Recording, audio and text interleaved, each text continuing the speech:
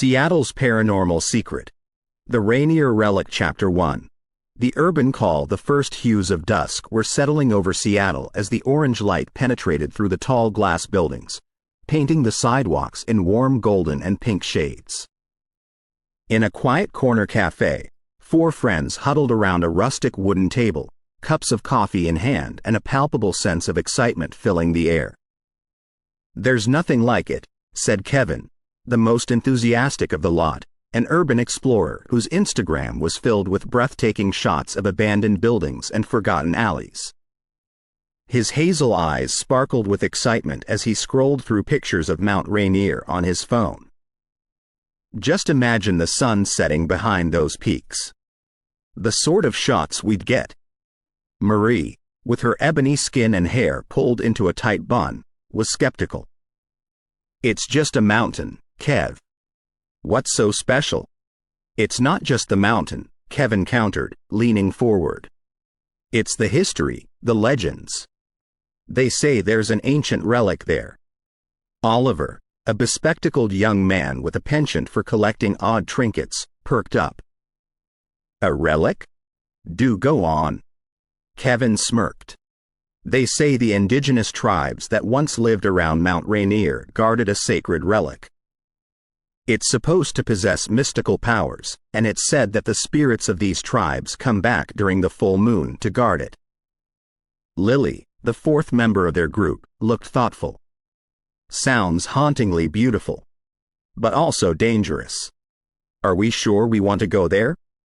"There are dozens of camping spots around the park," Kevin reasoned. "And I've heard the relic is more of an urban myth." Marie sipped her coffee, her deep brown eyes contemplative. "I'm in, but not for some mythical relic. I need a break from the city. Fresh air would do us all some good." They all nodded, the promise of adventure and the allure of the unknown pushing away any reservations they might have had. As night descended upon Seattle, they went their separate ways, their minds filled with images of towering pines and snow-capped peaks. Little did they know that this would be a trip unlike any they had ever taken before. Unbeknownst to them, a shadowy figure watched from a distance, eyes narrowing in interest as Kevin folded up a map of Mount Rainier. As the group dispersed, the stranger's lips curled into a smile, revealing a set of unnaturally sharp teeth. Their fate was now set in motion. Chapter 2. Night Whispers. 2 days later, the group found themselves driving up a winding road, dense forest on either side, heading towards Mount Rainier National Park. The mighty mountain loomed in the distance, its snow-capped peak shrouded in mist. "Seriously, this place is gorgeous," Marie exclaimed, her face pressed against the window. Everywhere she looked, towering trees stretched upwards, their leaves filtering the dappled sunlight and casting shadows on the ground below. Oliver, at the wheel, chuckled. "Wait till we get to the campsite. The views there are even better." Lily, always the planner, was looking at a map. "We're almost at the site," Kevin recommended. "But there are closer ones." "Why are we heading so deep into the park?" Kevin, his eyes on the road ahead, replied, "Because, my dear, that's where the magic happens. Deeper in, away from the city lights, is where you truly experience nature." The group reached their campsite as the sun started its descent. With practiced ease, they began to set up tents and gather firewood. By nightfall, a roaring campfire lit up their site, casting a warm orange glow. They sat around, toasting marshmallows, their faces illuminated by the dancing flames. The forest around them was pitch black, the only sounds being the crackling of the fire and the distant hooting of an owl. As hours passed and the fire began to dwindle, they heard it for the first time, a soft, melodious whisper, so faint that it seemed like a trick of the wind. Marie, her face pale, was the first to notice. "Do you guys hear that?" They all strained their ears, the playful mood from earlier replaced with one of unease. The whisper grew louder, a chorus of voices that seemed to come from every direction. Lily, clutching her blanket tightly, murmured, "It sounds like singing." Suddenly, Oliver leapt to his feet. "That's an indigenous tribal chant. I've heard it in recordings." Kevin looked bewildered. "But there's no one here for miles." The singing grew louder and more insistent. The group could now distinguish words in a language none of them understood. But the tone was clear. It was a warning. Suddenly, from the darkness emerged a figure. Dressed in indigenous garb, his face obscured by shadows, he stepped closer to the firelight. The singing abruptly ceased. The group sat frozen, too terrified to speak or move. The figure pointed towards the mountain, his voice echoing through the silence. "You seek the relic. You are not the first, nor will you be the last." Kevin managed to find his voice. "We're just here to camp. We don't want any trouble." The figure looked at each of them, his gaze lingering on Oliver's necklace, a trinket he had picked up in a Seattle antique store. "That belonged to my ancestors," he said, his voice filled with emotion. Oliver, his face pale, clutched the necklace. "I didn't know." Quote. The figure continued, "The relic you seek is not for outsiders. Every full moon, our spirits return to protect it. Leave this place, or face our wrath." The group was paralyzed with fear, the warning echoing in their ears. The figure melted back into the darkness, leaving them shaken. As the first rays of dawn appeared, the group packed their belongings, their earlier enthusiasm replaced with dread. They had come looking for an adventure, but had found something far more sinister. The events of the night left them with more questions than answers. What was the relic? Why was it so fiercely guarded? And most importantly, what would they do next? As they made their way back to Seattle, each of them knew that their lives had changed forever. The mountain's secrets beckoned, but at what cost? Chapter 3. Relics lore. The sun was low in the sky as the group made their way back to Seattle, the city's skyline outlined in a fiery orange hue. The car's interior was silent, each of them lost in thought, replaying the eerie events from Mount Rainier. Once they reached Kevin's apartment, they gathered in the living room, a palpable tension in the air. "We can't just pretend that didn't happen," Marie finally said, her voice shaking. Oliver, playing with the necklace that had caught the figure's attention, nodded. "There's a story behind this relic. We need to know what it is." Lily, ever the pragmatic one, chimed in, "We need to research. Find out more about the indigenous tribes of Mount Rainier and this mysterious relic." The group agreed, splitting the tasks. Marie and Kevin would head to the city's library and sift through any historical records. Oliver, feeling a connection because of the necklace, decided to contact local tribal leaders. Lily, being tech-savvy, would scour the internet for any relevant information. Marie and Kevin at the Seattle Public Library in the dimly lit history section, Marie and Kevin scoured through dusty books and fragile newspaper clippings. Hours felt like minutes as they became engrossed in tales of the mountain's rich history. It was Kevin who stumbled upon a faded journal from the early 1900s. As he leafed through the pages, an entry caught his attention. June 3, 1902, we've heard tales of a powerful relic guarded by the spirits of Mount Rainier's indigenous tribes.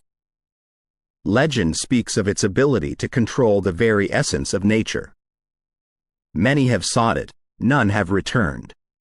We embark on our quest tomorrow. The journal's subsequent entries grew increasingly frantic and disjointed, finally ending with, June 12, the chants, they haunt our dreams. Shadows lurk behind every tree. We should never have come. We are not alone. Oliver's meeting with a tribal elder. Oliver found himself at the entrance of a traditional longhouse, the scent of burning sage filling the air. He was greeted by an elderly woman, her face etched with wisdom and age. After Oliver explained the events and showed her the necklace, her expression turned grave. "That necklace belonged to our tribe's chief, many generations ago," she began.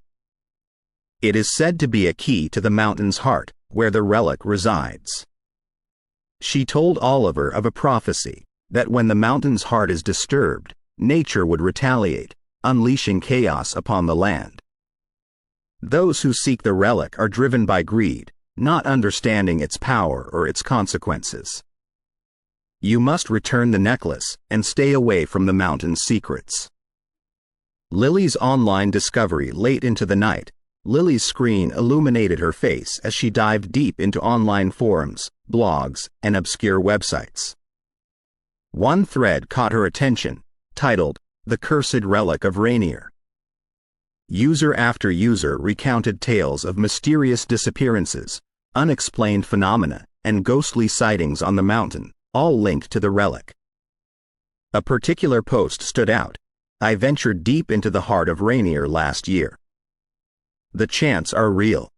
They guide you, mislead you, play tricks on your mind. I was lucky to escape, but the mountain's lure is strong. Resist it."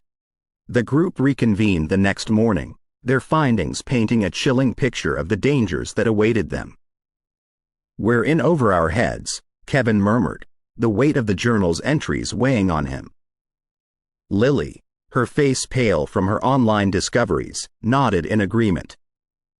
"The internet is filled with tales of those who went looking and never returned." Oliver, the necklace now feeling like a heavy burden, said, "We need to return this and heed the elder's warning."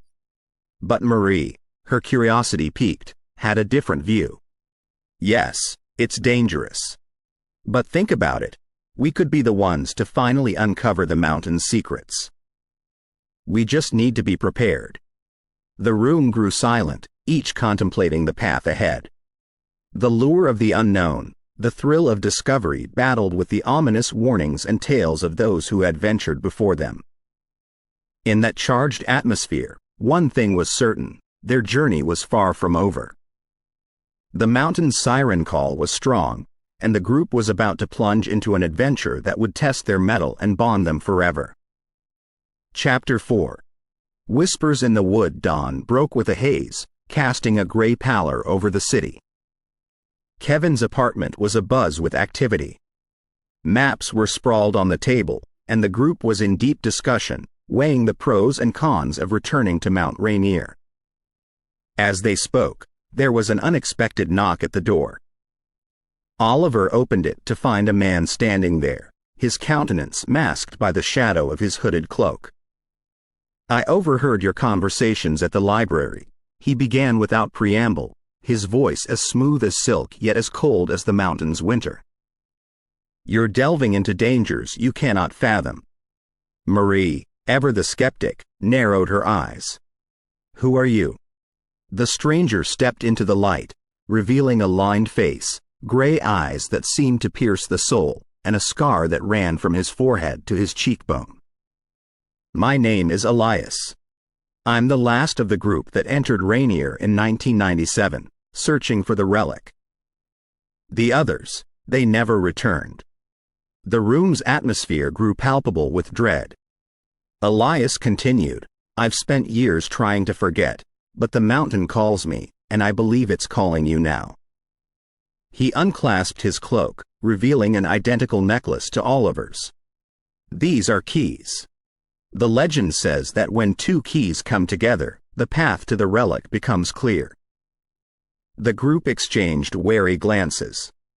Lily, ever curious, inquired, "What happened to you in the mountain?" Elias hesitated for a heartbeat, then with a heavy sigh, began his tale. Flashback to 1997. The woods of Mount Rainier were thick with fog, the air cold, and filled with the scent of pine and earth. Elias and his group, 5 adventurous souls, embarked on their journey with laughter and enthusiasm, convinced of their invincibility. But as they ventured deeper into the forest, the atmosphere changed. Birds no longer sang. The wind seemed to whisper unintelligible secrets. And then came the chants, soft at first, then louder and more insistent. The group, curious and drawn by the almost hypnotic rhythm, followed the sound. They reached a clearing where an ancient stone altar stood, worn by time and weather. In front of it, a figure draped in shadows chanted, its voice echoing through the forest. The group was paralyzed, unable to move, their wills ensnared by the figure. Elias, through sheer force of will, managed to break free, but not before watching, horrified, as his friends were swallowed by the shadows, their screams echoing long after they had disappeared. He ran, driven by primal fear, until he reached civilization, the weight of survivors' guilt bearing down on him. Present-day silence filled the room as Elias finished his tale. His voice, though calm, betrayed the trauma of his ordeal. Lily, her voice shaky, asked, "Why come to us?" Elias looked at Oliver's necklace. "The mountain calls you, and I believe together we can free the souls lost to the relic, including my friends." A heavy decision lay before them. On one hand, they had a chance to uncover one of the greatest mysteries of Mount Rainier. On the other, they risked succumbing to the same fate as countless others. Marie finally broke the silence. "If we do this, we do it together, and we do it prepared." Elias nodded, agreed. "But remember, the mountain is alive, it listens, and it hungers." The pact was sealed. The group, now including Elias, began preparations for their expedition. They gathered supplies, researched further about the mountain's legends, and most importantly, steeled their minds for the horrors that awaited. Night had fallen when they finally retired to their rooms, but sleep eluded them. The wind howled outside, and in its gusts, if one listened closely, the soft chants of the mountain could be heard, beckoning them to its heart. Chapter 5. The ascent. Kevin's apartment was awash with morning light, casting long, rippling shadows from the half-drawn blinds. As each member of the group made their way to the living area, a collective sense of dread weighed heavy in the air, countered only by the steaming mugs of coffee and stacks of research spread across the wooden table. Lily stared at her reflection in the dark liquid. The face staring back seemed older, worry lines more prominent. She recalled her nightmares, haunting chants, ancient altars, and shadows that seemed to reach out for her. Elias, sensing her unease, handed her an old leather-bound journal. "This belonged to my friend, Alara. It may offer insights that you won't find in any other book."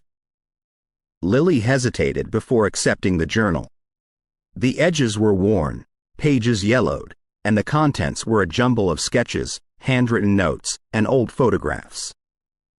It felt like she was holding a fragment of someone's soul. Marie was busy cross-referencing with her laptop. "According to the legends, there's a specific path we need to follow. Not just for finding the relic, but to avoid the malevolent forces that guard it." She displayed a satellite map of Mount Rainier, overlaying it with a crudely sketched map from one of the books. "We start our ascent from the south, entering through an old trail known to the natives as the Whispering Path." Elias shuddered. "That path is treacherous. It's not just the physical dangers but the voices, the whispers. They mess with your mind." Kevin, tying his bootlaces, nodded. "That's why we'll need these." He held up a pair of noise-canceling headphones. "Modern tech meets ancient evil. We tune out the whispers." Oliver chimed in, "But we can't be oblivious to our surroundings. We need to strike a balance." Elias delved into his bag, pulling out an old-looking compass with intricate patterns etched into its metallic surface. "This will guide us. It always points to the relic's energy source." As the day wore on, the group finalized their plans, double-checking gear, establishing safety protocols, and mentally preparing for the climb. Dusk settled as they approached the base of Mount Rainier. The whispering path loomed ahead, a narrow trail veiled by fog and surrounded by trees that seemed to groan with age. Kevin switched on his headlamp, the beam cutting through the haze. The others followed suit, and the mountain path was soon illuminated by multiple light sources. With Elias leading the way and the compass as their guide, they began their ascent. The forest was eerily quiet save for the occasional rustling of leaves and the soft crunch of their footsteps on the moss-covered ground. Hours seemed to pass, and fatigue began to set in. The path was living up to its treacherous reputation, with sudden drops, tangled roots, and the ever-present fog that seemed to grow thicker with each step. It was Marie who first heard the whispers. A soft murmur at first, barely audible, but growing louder, more insistent. She put on her headphones, the noise-canceling tech drowning out the voices, but she couldn't shake off the unease. Lily wasn't so lucky. She hadn't put her headphones on in time. The whispers invaded her thoughts, a cacophony of voices, each one sharing tales of despair, of lost souls, of eternal torment. She stumbled, her vision blurring, her mind a whirlwind of chaos. Oliver, noticing her distress, rushed to her side. "Lily, focus on my voice."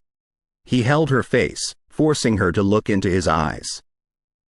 "You're stronger than this. Fight it." Slowly, with Oliver's unwavering support, Lily managed to push the voices out, regaining her composure. Elias approached, his own face pale. "We need to set up camp. Rest. The real challenge lies ahead." Using their gear, the group set up a makeshift camp, a small fire providing warmth against the cold mountain air. They took turns keeping watch, the weight of the mountain's history pressing down on them. As dawn approached, with the camp shrouded in mist and the fire reduced to mere embers, a chilling scream echoed through the forest, snapping everyone to attention. It was a cry of pure anguish, sounding both near and far, as if the mountain itself was mourning. Oliver, gripping his necklace tightly, whispered, "The relic is close. I can feel its pull." The group packed up, a renewed sense of urgency pushing them forward. As they continued their ascent, the forest began to change. Trees became gnarled, their branches like skeletal fingers reaching for the sky.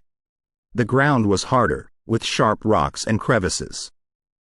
Suddenly, Elias stopped, his gaze fixed on a point ahead. The group followed his line of sight, and there, in a clearing, stood the stone altar from his memories. The next step of their journey was clear, but the ominous atmosphere of the clearing and the haunting memory of Elias's last visit cast a shadow of doubt. Would they find the relic? Or would they, too, be consumed by the mountain's dark history? Chapter 6. Echoes from the abyss. The altar stood stoic, its time-worn surface etched with symbols that seemed to pulsate under the dim light of dawn.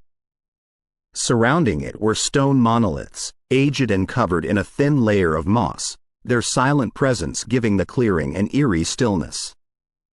Elias approached slowly, every step a reminder of his past. Memories of Alara's desperate screams echoed in his mind, intertwining with the whispers from the path below. He remembered the pulsating rhythm of the drums and the ritualistic chants that grew louder as they neared the altar all those years ago. Marie, with her academic interest piqued, was busy documenting the symbols with her camera, her fingers tapping away at her tablet as she made notes. These symbols, they're ancient. Prehistoric, even. And look here, she said, pointing to a prominent carving at the center of the altar. It seems to be some kind of portal or gateway. Kevin knelt beside her, his trained eyes scanning the area. "This is where they conducted the rituals," he whispered, his voice tinged with awe and fear. "These grooves," he gestured towards the intricate channels carved into the altar's surface, "were made for liquid, possibly blood." Oliver, feeling an inexplicable connection to the altar, slowly moved his hand over the stone. A cold shiver ran down his spine, images flashing before his eyes. Masked figures dancing around the altar, the sky painted red with flames, and in the center of it all, the relic, glowing with an otherworldly light. Lily, who had been unusually silent, suddenly gasped. She had been drawn to one of the monoliths, her fingers tracing the ancient carvings. As she touched it, a rush of energy surged through her, and she was inundated with visions of her ancestors, all of whom seemed to be warning her, their voices an urgent plea to turn back. Shaking off the visions, Lily turned to the group, her voice shaky. "We're not alone here. The spirits of those who were sacrificed, they're still here. Trapped." A chilling wind blew through the clearing, making the trees sway and rustle, their whispers now loud and clear. Elias, recognizing the danger, urged the group to stay close. "The mountain is waking up. We need to find the relic quickly." As they began their search, the sky grew darker, heavy clouds rolling in, casting the clearing in an eerie twilight. A low rumble echoed through the forest, the ground trembling beneath their feet. Marie, her eyes wide with realization, pointed to the center of the altar. "The portal. It's opening." The symbols on the altar began to glow, a deep crimson light emanating from the central carving.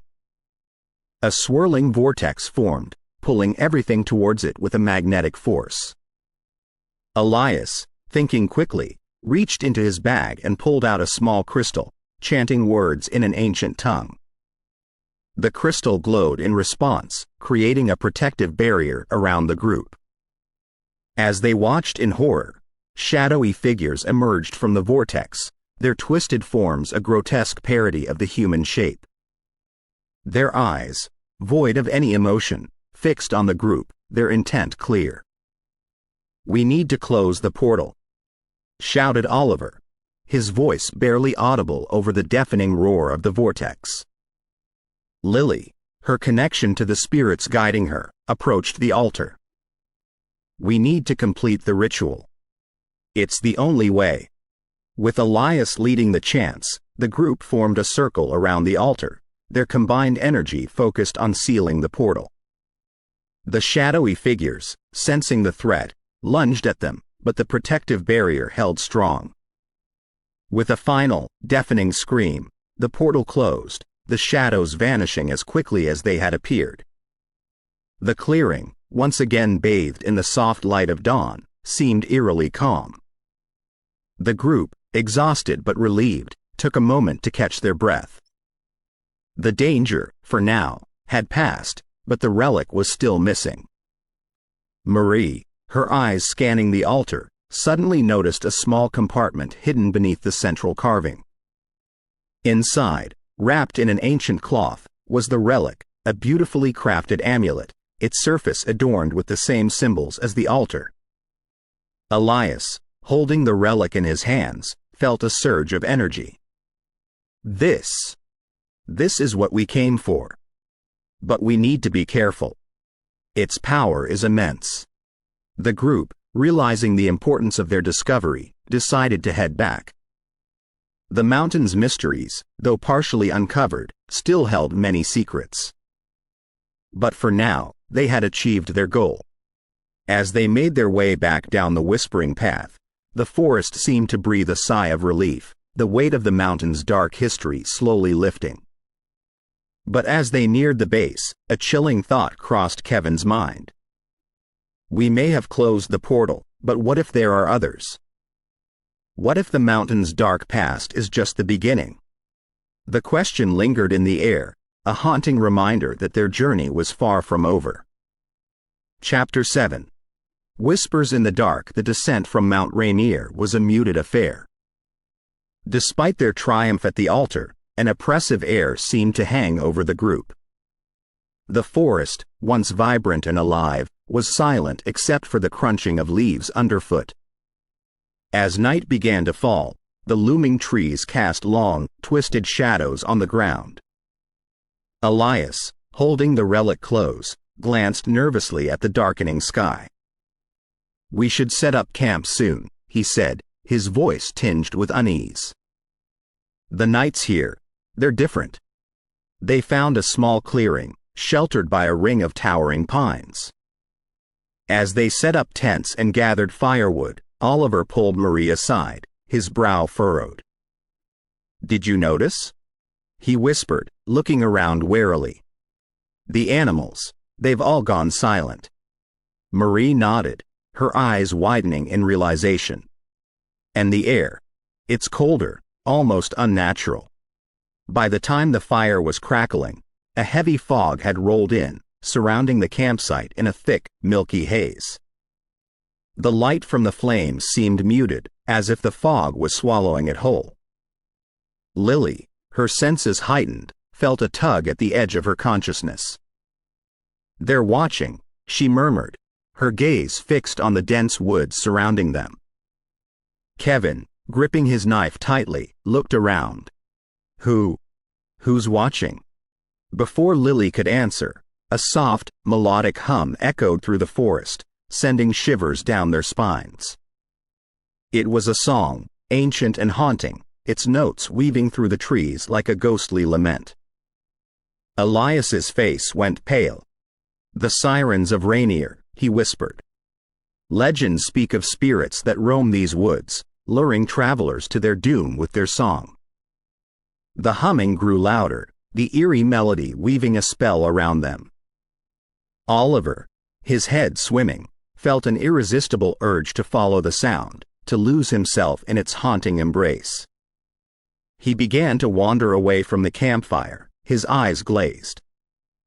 Marie, sensing the danger, rushed after him, grabbing his arm.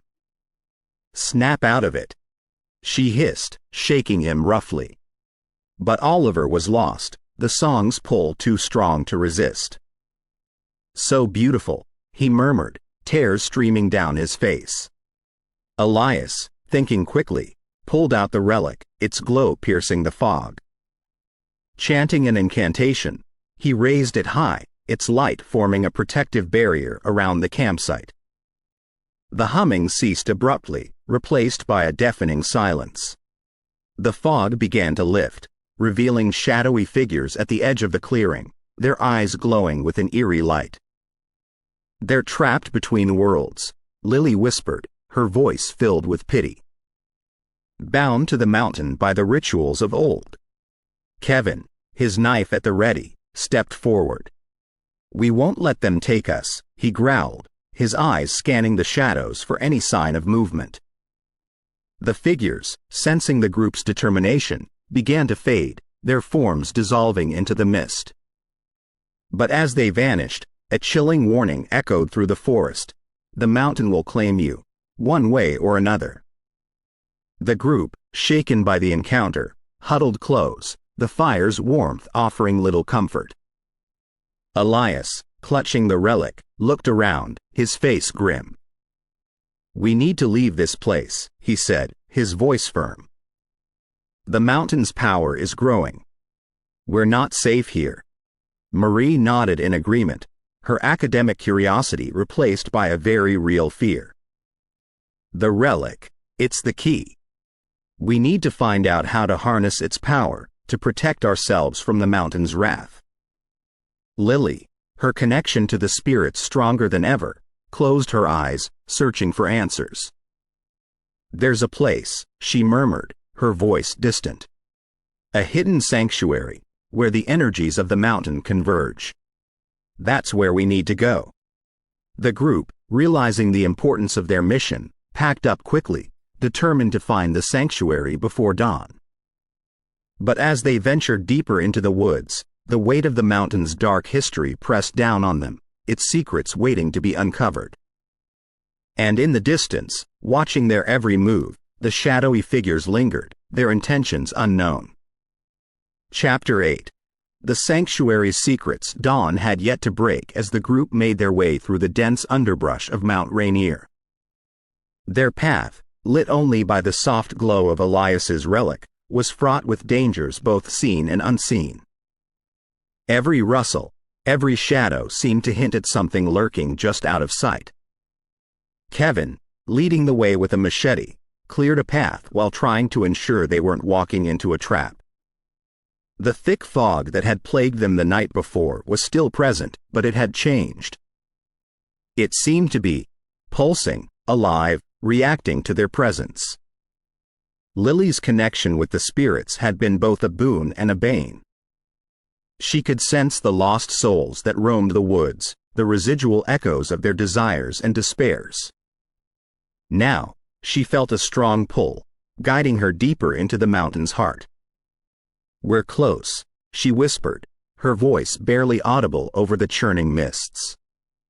"The sanctuary. I can feel its energy." The term, sanctuary, felt like a misnomer. As they drew closer, the forest grew more oppressive. The trees, with their gnarled branches, seemed to reach out to them, their bark pulsating as if they had a heartbeat. Suddenly, the ground beneath them rumbled, and a piercing scream echoed throughout the forest. The group froze, each member scanning their surroundings, trying to pinpoint the source of the sound. Elias clutched the relic tighter. "We're not alone," he murmured, his voice tinged with fear. Emerging from the fog were shapes, not quite human and not quite beast. They were twisted, deformed, their bodies writhing in agony as they stumbled forward. Their eyes, devoid of pupils, stared blankly ahead, and their mouths hung open, emitting a constant, low moan. "Lost souls," Lily whispered, her face pale. "Bound to the mountain, unable to find peace." Kevin brandished his knife, ready to defend the group. But as he stepped forward, Marie grabbed his arm. "They're not here to hurt us," she said, her voice quivering. "They're just lost." One of the souls, a woman with long, matted hair and tattered clothing, reached out to Lily. Her fingers, skeletal and cold, brushed against Lily's cheek. For a brief moment, their eyes met, and a flood of memories and emotions overwhelmed Lily. She saw the woman's life, her joys and sorrows, and her tragic end, lost in the mountain's depths. Tears streamed down Lily's face as she whispered, "I'm so sorry." The lost soul let out a mournful sigh before dissipating into the fog, leaving Lily shaken. The group continued on, their resolve strengthened by their encounter. The sanctuary was near, and they could feel its energy growing stronger with every step. Finally, they reached a clearing, and the sight that met their eyes was both awe-inspiring and terrifying. A massive stone structure, ancient and covered in moss and vines, stood before them. It was a temple, its walls adorned with intricate carvings and symbols, and at its center was a large altar, upon which lay a crystal, glowing with a pulsating light. Elias approached the altar, the relic in his hand reacting to the crystal's presence. "This is it," he said, his voice filled with wonder. "The convergence point of the mountain's energy." Suddenly, the ground shook, and the walls of the temple began to glow. The lost souls, drawn to the sanctuary's power, emerged from the fog, their moans growing louder. Lily, her connection with the spirits stronger than ever, stepped forward. "We need to release them," she said, determination in her eyes. "We need to break the mountain's hold on them." The group, working together, began to chant, their voices rising in a harmonious crescendo.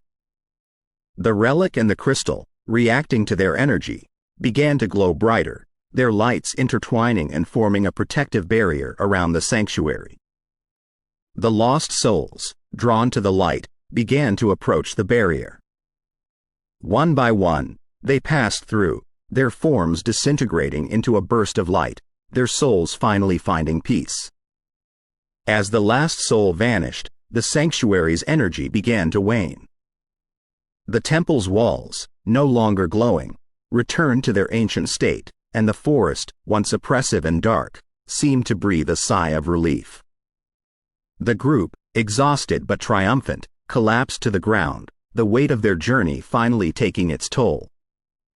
But as the dawn's first light broke over the horizon, a new challenge awaited them. The mountain, though temporarily subdued, was still a force to be reckoned with. And the group, with the sanctuary's secrets now in their grasp, had to find a way to harness its power and protect the world from its wrath. Chapter 9. The whispers beneath the new morning light bathed the sanctuary in a muted gold, creating an illusion of safety. But the group knew better. The calm was deceptive. Marie, her usually vibrant face now pallid, looked around the sanctuary's walls. "These carvings," she murmured, tracing her fingers over the time-worn indentations. "They tell a story." Lily joined her, eyes squinting against the dawning sun. "It's a warning," she whispered, her fingers lightly touching an emblem of a spiraling vortex. Kevin, still cautious, watched the surrounding trees. He couldn't shake off the eerie sensation that the forest itself was watching them, waiting. "We should keep moving," he urged, wanting to distance them from the place that seemed to pulse with life. Elias, his gaze fixed on the now dim crystal atop the altar, disagreed. "There's more to learn here. This place, it's not just a sanctuary. It's the heart of the mountain." As the group debated their next move, a soft hum emerged from beneath them. It was barely audible at first, but it grew, the vibrations coursing through the very stone beneath their feet. "The mountain's alive," Lily voiced aloud, the ground's vibrations syncing with the pace of her heartbeat. Without warning, the altar's crystal flashed, emitting a sharp, blinding light. The group shielded their eyes, but Elias, compelled, reached out to touch it. As his fingers made contact, his body jerked, and an echoing boom rang out, rendering the group deaf for a heartbeat. When the ringing in their ears subsided, Elias was on the ground, unconscious, the relic beside him pulsating erratically. The humming, now a consistent droning, seemed to emanate from a passageway beneath the altar, previously hidden. Kevin, frantic, tried to wake Elias, but to no avail. "We need to get out of here," he urged, fear evident in his eyes. Marie, ever the logical one, pointed to the relic. "It's linked to Elias, and to this place. We need to figure out how." As if in response, the relic emitted a series of soft chimes, casting a luminescent glow that danced over another series of carvings on the sanctuary's floor, these more intricate and detailed. The illustrations seemed to depict a group, eerily similar to their own, making their way through a labyrinthine series of underground tunnels.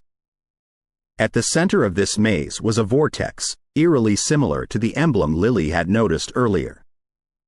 "It's a path," Marie surmised. "The relic. It's showing us the way." With Elias unconscious and the persistent droning threatening their sanity, the group decided to venture below, led by the relic's glow. The passage was narrow and winding, the walls slick with moisture. The air grew colder, denser, and the silence, save for the ever-present hum, was deafening. Every so often, they would encounter chambers filled with age-old artifacts and remnants of previous explorers. It was a chilling reminder that they were not the first to traverse these depths, and many before them had failed. As they ventured deeper, Lily's senses heightened. "There are souls here too," she whispered, her voice trembling. "But not like the ones above. These are angry, vengeful." Their path was marked with challenges. In one chamber, a seemingly solid floor gave way, revealing a pit of sharp stakes below.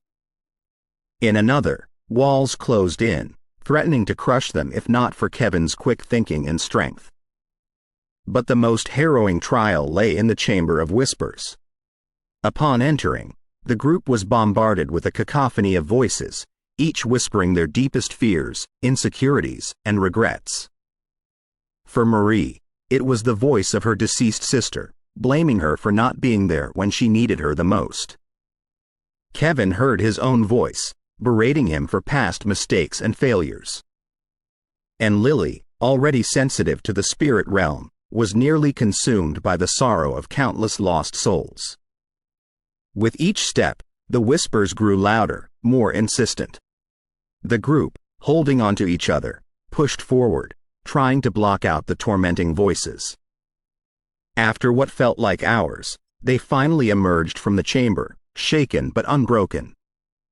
The humming, now a soothing lullaby, guided them to a massive cavern. In its center was the vortex, swirling with a mesmerizing energy. Surrounding it were statues, eerily lifelike, of explorers who had ventured before them, their faces contorted in terror. "We need to free them," Lily said, her voice filled with determination. But how? The vortex's pull was strong, and they knew that one misstep could mean their doom. Marie, studying the relic, had an idea. The relic and the crystal, they're linked. If we can combine their energy, we might be able to reverse the vortex's pull and free the souls trapped here. But doing so would come at a cost. The relic, reacting to the vortex's proximity, pulsed faster, its glow erratic. And Elias, still unconscious, seemed to be deteriorating rapidly. Faced with an impossible decision, the group united, determined to save both their friend and the lost souls. Gathering in a circle around the vortex, they began to chant, the relic's glow merging with the crystal's energy. The cavern rumbled, the statues vibrated, and the vortex, for a moment, seemed to hesitate. Then, with a deafening roar, it reversed, the trapped souls released in a burst of light, their forms soaring upwards, finally free. Exhausted, the group collapsed, the cavern now silent and still. But their relief was short-lived. The mountain, its heart disrupted, began to react. The ground shook, and the walls of the cavern began to close in. They had to escape, and fast. But as they made their way back, guided by the now dim relic, one thought persisted: the mountain's wrath had been awakened, and their journey was far from over. Chapter 10. Echoes of descent. The path they'd previously taken, once clearly marked by the luminescent glow of the relic, was now shrouded in a chilling darkness that seemed almost sentient, deliberately hindering their progress. They could hear the distant rumble of the mountain above, angry and restless. Yet, the once ever-present hum had quieted, replaced with an eerie silence that weighed heavily on them. Kevin led the group, his flashlight's beam piercing through the consuming black. "Stay close," he warned, taking careful steps. The relic, still cradled in Marie's hand, was dim but not extinguished. Its soft glow pulsed like a heartbeat, syncing with each of their own. Lily, her spiritual senses heightened in the catacombs of the mountain, whispered, "We're not alone." The fear in her voice was palpable. Around them, the darkness seemed to move, shifting, hiding whatever lurked within. "Just shadows," Marie tried to reassure, though her voice faltered. She couldn't shake off the feeling of being watched. Yet, as they progressed, the path took a sinister turn. Faint whispers echoed around them, too indistinct to understand but close enough to send shivers down their spines. The passageways, which once felt vast, now seemed claustrophobic, closing in on them. Suddenly, Elias, who had been silent and almost lifeless since his encounter with the relic, began to murmur incoherently. His eyes, previously closed, now stared vacantly ahead, glinting with an unnatural light. "Elias!" Kevin knelt beside him, shaking his friend in an attempt to snap him out of his trance. Elias's gaze slowly met Kevin's. "The mountain. It speaks," he whispered, his voice hollow. "It tells of a curse, an ancient power bound below. We've awakened it." Marie, clutching the relic tighter, tried to make sense of it. "We need to leave, now. Before it's too late." But leaving was not as simple as retracing their steps. The mountain's interiors had shifted, changed. Pathways that once led forward now circled back on themselves, creating an endless maze. And with each step, the whispers grew louder, more distinct. Voices from the past, echoing their own fears and regrets. For Lily, it was the cries of spirits, lost and tormented. For Kevin, it was the taunts of past failures. And for Marie, it was the voice of her sister, beckoning her. The psychological torment was almost unbearable. Yet, amidst the chaos, Elias, still in a trance, began to lead the way, drawn by some unseen force. The group, with no better plan, followed him. Hours seemed to pass, yet time felt distorted. The passageways played tricks on their minds, making them feel they'd been walking in circles. Just when hope seemed lost, they entered a vast chamber. The room was bathed in a soft blue light, emanating from a crystal formation in its center. Around it, shadowy figures moved, their forms barely discernible. These were not malevolent spirits but guardians of the mountain, bound to protect its heart. Elias, drawn to the crystal, approached. The figures, sensing his presence, turned towards him, their gaze piercing yet not hostile. "We mean no harm," Kevin began, trying to convey their desperate situation. "We just want to leave." One of the figures, taller and more distinct than the others, stepped forward. Its voice, though soft, resonated throughout the chamber. "You have awakened the ancient power. It cannot be undone. But there is a way to appease the mountain." Marie, hope igniting within her, asked, "What do we need to do?" The guardian gestured to the crystal. "Combine the power of the relic with our own. Together, we can quell the mountain's anger. But it requires a sacrifice."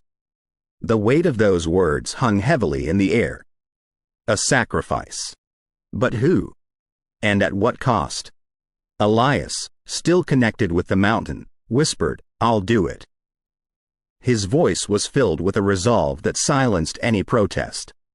The guardian nodded, signaling the other figures to form a circle around the crystal. Elias, with Marie beside him holding the relic, stepped into the center. A chant began, the words ancient and unfamiliar, yet they stirred something within each of them. The relic, reacting to the energy, began to glow brighter, its light merging with the crystals. As the two powers combined, a rush of energy surged through the chamber. The very walls of the mountain seemed to pulsate, vibrating with an intense force. Elias, at the epicenter, was lifted off the ground, the energy coursing through him.